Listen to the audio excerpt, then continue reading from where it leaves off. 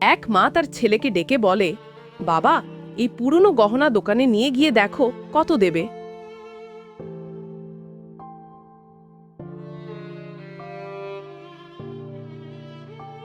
ছেলেটি গহনা নিয়ে এক জুয়েলারির দোকানে যায়।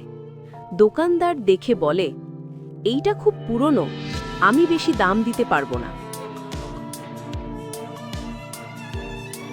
ছেলেটি ফিরে এসে মাকে বলে, মা, ওরা বলেছে এর তেমন দাম নেই। মা হাসল, বলল, ঠিক আছে, এবার এটাকে এক প্রাচীন গহনার দোকানে দেখো। ওই দোকানে গেলে দোকানদার গহনা দেখে অবাক হয়ে বলে, এটা তো বিরল, আমি অনেক দাম দিতে পারি। ছেলেটি মাকে এসে সব বলে। মা তখন মৃদু হেসে বলে, বাবা, এই গহনার মতোই মানুষকেও ঠিক জায়গায় মূল্যায়ন করতে হয়। নিজের মূল্য বুঝতে হলে সঠিক জায়গা বেছে নাও।